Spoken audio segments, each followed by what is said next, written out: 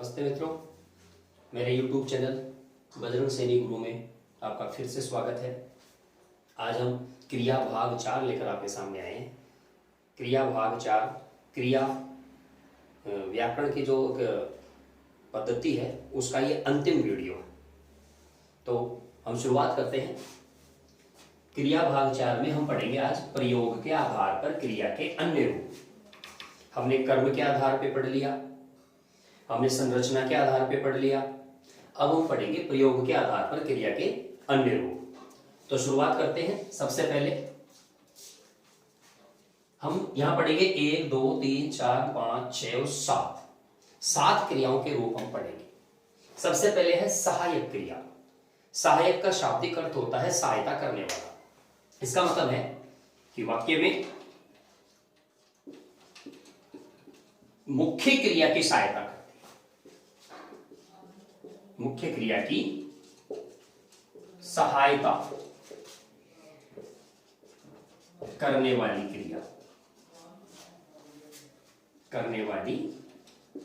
क्रिया को सहायक क्रिया कहते हैं।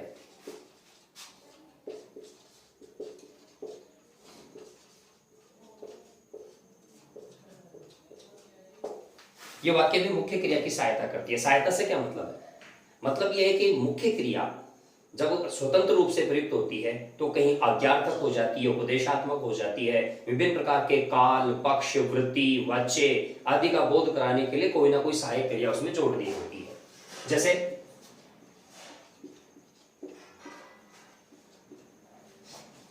वह रो पड़ा, वह रो पड़ा, इसमें मुख्य क्रिया है रोना। पड़ा, ये इस मुख्य क्रिया की विशिष्ट रूप से काल आदि का बोध कराती है, जो इस मुख्य क्रिया को एक सही अर्थ प्रदान करती है। ये हो गई इसकी सहायक क्रिया।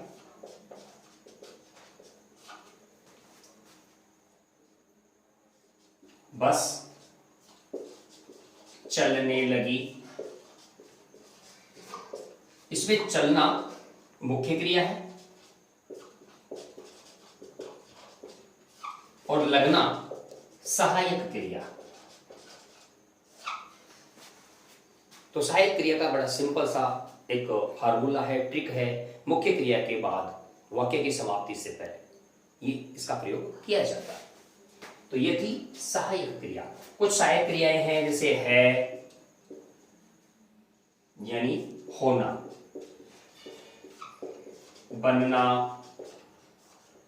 ये पढ़ना, लगना,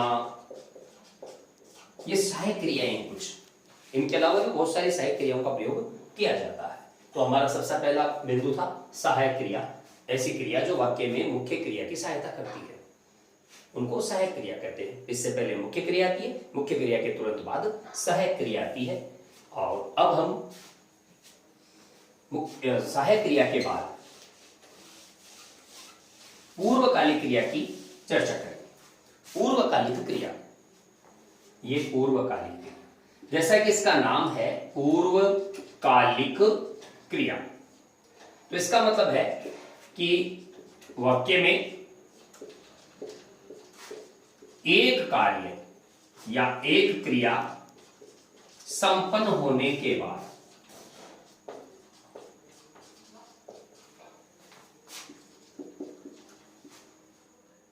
दूसरी क्रिया आरंभ होती है। एक क्रिया संपन्न होने के बाद दूसरी क्रिया आरंभ होती है तो पहले वाली क्रिया पूर्वकालिक क्रिया कहलाती है।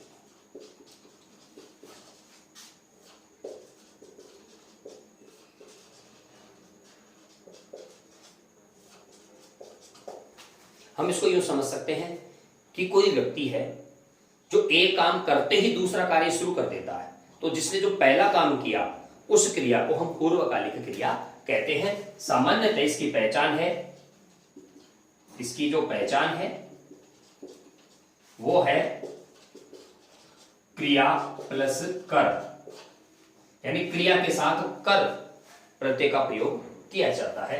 जैसे राहुल खाना खाकर सो गया। देखिए इसमें तीन क्रियाएं आ रही हैं, खाकर सो गया। तो खाकर सो गया, इसमें सोना मुख्य क्रिया है, गया इसकी सहायक क्रिया है।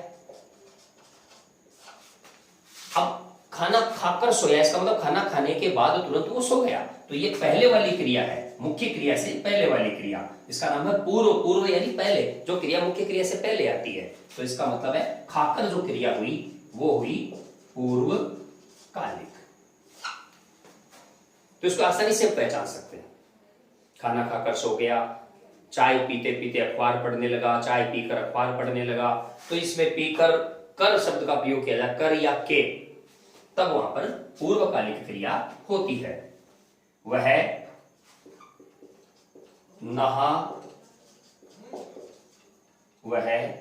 नहा धोकर विद्यालय चला गया। अब ये देखिए, विद्यालय जाने से पहले उसने नहाने धोने का कार्य किया, तो जो कार्य पहले हुआ है वो पूर्वकालिक क्रिया के अंतर्गत आ जाएगा। ये हो गई पूर्वकालिक क्रिया। चलाना, चलना, ये हो गई मुख्य क्रिया, और जाना ये हो गई सहायक क्रिया। तो पूर्वकालिक क्रिया बहुत सरल है, खाकर, पीकर, नहाकर, धोकर, सोकर, रोकर, उठकर, जागकर, बैठकर, इन सब क्रियाओं को हम पूर्वकालिक क्रिया के नाम से जानेंगे। तो दो क्रियाएं हो गई, सहायक क्रिया जो मुख्य क्रिया की सहायता करती है, उनको हम इस वाक्य में भी देख सकते हैं, गया गया, ये दोनों सहायता कर रही है मुख्य क्रिया की। दूसरी पूर्वकालिक क्रिया मुख्य क्रिया से पहले आती है, और पहले एक कार्य होते ही अगर दूसरा कार्य आरंभ होता है तो पहले वाला कार्य यानी पहले वाली क्रिया को हम पूर्वकालिक क्रिया कहते हैं। अब हमारी तीसरी क्रिया है सजातीय क्रिया। सजातीय क्रिया, सजातीय का मतलब यह होता है कि उसके जैसी से मतलब है जो मुख्य क्रिया है उससे पहले उसके जैसी संज्ञा का प्रयोग होता है, उसके जैसी संज्ञा का प्रयोग होता है। तो सजातीय क्रिया से हो गया मतलब मुख्य क्रिया के साथ उसकी भाववाचक संज्ञा अथवा उसी धातु से निर्मित संज्ञा, उसी धातु से निर्मित संज्ञा का प्रयोग हो तो उसे सजातीय क्रिया कहते हैं। तो उसे सजातीय क्रिया कहते हैं। अब इसमें ध्यान देने वाली बात है कि जो मुख्य क्रिया है उसके ठीक पहले उसी धातु से निर्मित कोई ना कोई संज्ञा होनी चाहिए। जैसे खेल को खेल की भावना से खेलना चाहिए। अब इसमें हम देख सकते हैं चाहिए, खेलना, दो क्रियाएं हैं लेकिन दोनों परस्पर सजातीय नहीं है। तो दूसरा उदाहरण देखते हैं। उसने चाल चली। इस वाक्य में देखिए, ये दोनों वाक्य इसलिए देखना जरूरी है कि पता लगे कि सजातीय क्रिया और अन्य क्रियाओं में क्या अंतर है। उसने चाल चली, तो देखिए मुख्य क्रिया है चलना। चलना किससे बना? चल धातु से। और चाल किससे बना? चल धातु से। चल धातु में ए प्रत्यय जुड़ने से चाल बना, तो चाल तो हो गई संज्ञा और चलना हो गई क्रिया। तो इसका मतलब ये हुआ कि जो क्रिया हमने वाक्य में काम ली है उसके ठीक पहले उसी धातु से निर्मित संज्ञा भी है। चाल चली, तो ये दोनों एक ही धातु से निर्मित है। ये संज्ञा शब्द हो गया और ये क्रिया हो गई। ऐसी स्थिति में इसको सहजातीय क्रिया के नाम से जाना जाएगा। सहजातीय क्रिया। तो बड़ा सीधा सा लॉजिक है, बड़ा सीधा सा इसका तरीका है कि क्रिया और उसके ठीक पहले जो संज्ञा है वो उसी क्रिया से निर्मित होनी चाहिए। जैसे और भी हम एक उदाहरण से आप और इसको समझा सकते हैं, आप समझ सकते हैं। प्रताप ने कई लड़ाइयां लड़ी। आप स्पष्ट देख सकते हैं कि लड़ी, ये लड़ना क्रिया है। लड़ाइयां, ये भी लड़ना से बनी संज्ञा है। दोनों एक ही क्रिया से बने हुए शब्द हैं। एक क्रिया बन गई और एक संज्ञा बन गई। तो एक ही क्रिया से बने हुए शब्द होने के कारण यहां पर यह क्रिया सहजातीय क्रिया कहते हैं।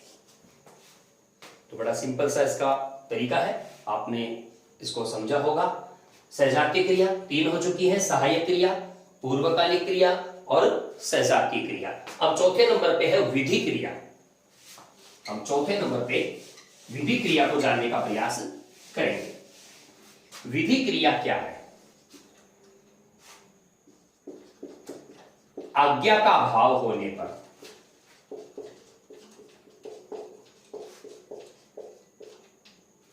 क्रिया को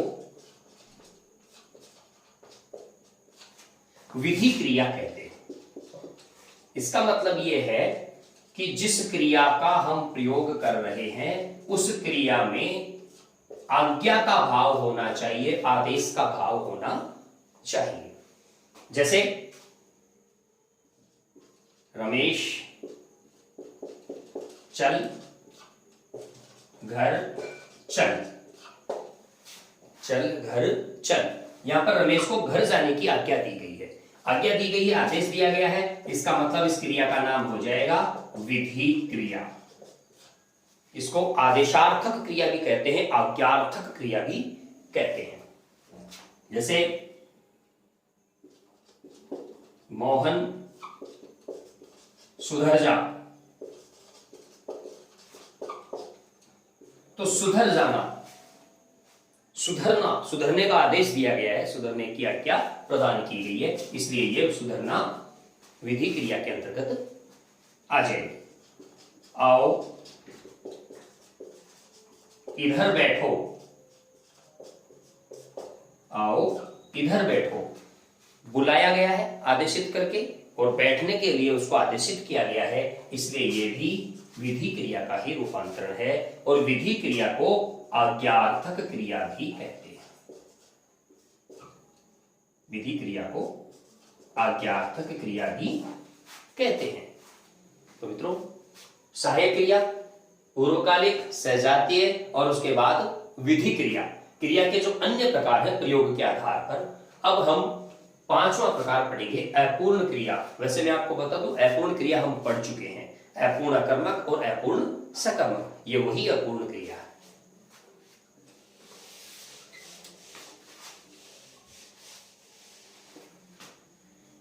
अपूर्ण क्रिया, क्रिया के जिस स्वतंत्र रूप से वाक्य अपना अर्थ बिना किसी की सहायता, बिना किसी की सहायता, बिना किसी की सहायता के प्रकट नहीं कर पाता है।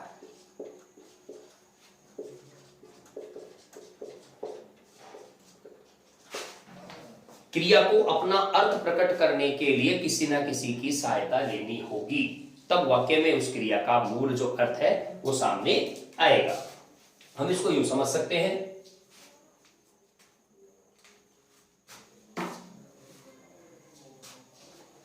जैसे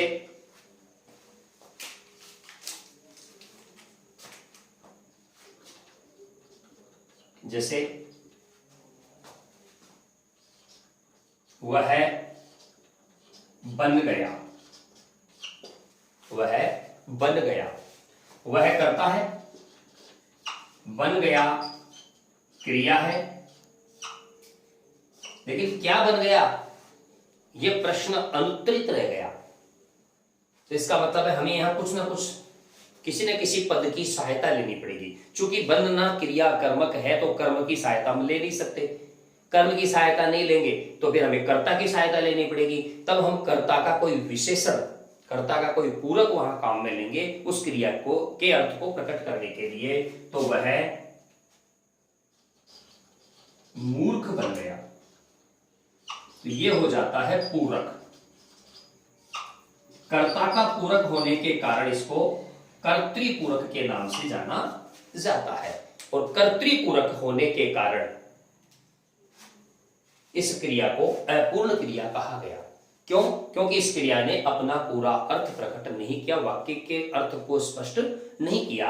और हमने देखा कि हमने यहां पर कर्ता के पूरक का प्रयोग किया, इसलिए यह क्रिया कहलाएगी अपूर्ण अकर्मक क्रिया।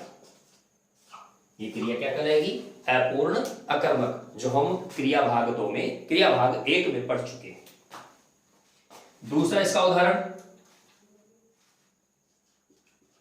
उसने मोहन को बनाया। अब उसने मोहन को क्या बनाया, यहां से ध्वनित नहीं हो रहा है, प्रकट नहीं हो रहा है। जब यहां से ये प्रकट नहीं हो रहा है कि उसने क्या बनाया, तो इसका मतलब है वाक्य भी अर्थ अपना पूरा नहीं दे पा रहा है। तब हम वहां पर कोई ना कोई पूरक लेकर आएंगे। पूरक कर्ता हो चुका है, कर्म है।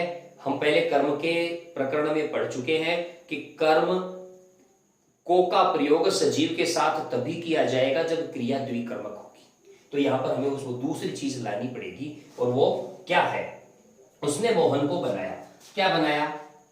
मोहन को मूर्ख बनाया, मोहन को विद्वान बनाया, मोहन को मंत्री बनाया, मोहन को मित्र बनाया। कोई ना कोई शब्द यहां हमें लाना पड़ेगा, और वो शब्द मोहन का पूरक होगा। मूर्ख कौन बना? मोहन। चूंकि यहां पर ये कर्म का पूरक है तो इसका नाम हो जाएगा कर्म पूरक, और कर्म का पूरक होने के कारण बनाना क्रिया हो जाएगी अपूर्ण सकर्मक, जो हम पहले पढ़ चुके। अब इसके बाद हम पढ़ेंगे तात्कालिक क्रिया। तात्कालिक क्रिया क्या है? तात्कालिक पूर्वकालिक क्रिया से ही जुड़ी हुई एक क्रिया है। पूर्वकालिक क्रिया में एक क्रिया के समाप्त होते ही दूसरी क्रिया आरंभ होती है, वो पूर्वकालिक क्रिया है। लेकिन अगर उसके तुरंत बाद वो दूसरी क्रिया शुरू हो जाए तब वहां पर तात्कालिक